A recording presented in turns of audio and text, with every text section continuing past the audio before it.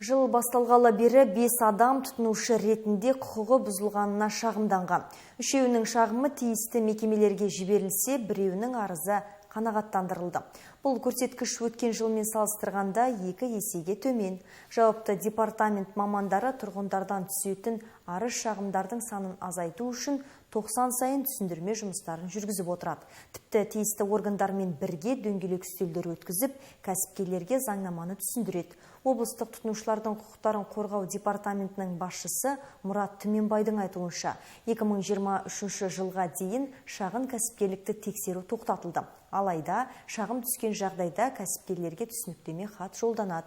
2020 жылы тұрғындардан 73 арыз түскен. 20 департамент мамандары қарап, 500 мың теңге көлемінде қаржы өндіріліп алынған. Қалған 53 шағым тиісті мемлекеттік мекемелерге жолданған. Арыздардың басым бөлігі тауар сапасына көңілі толмағандар мен қызмет көрсету кезіндегі олқылықтарға қатысты. Біз хат жолдап, сол хатпен түсіндірме жұмыстарын жүргізіп, соны шешуге тырысамыз. Сапалы тауар. Қайтарылып бермейтін жағдайда, қайтарып бермейміз десе, онда тұтынушы өз тарапынан сатушыға, немесе өндірушіге шағым түсіру керек, жазбаша түрде, оны бар тапсыру керек. Оны жаңағы сатушы 10 күннің ішінде қарап беріп, жауабын беру керек. Жауабымда не қайтарам, не қайтармайым деп.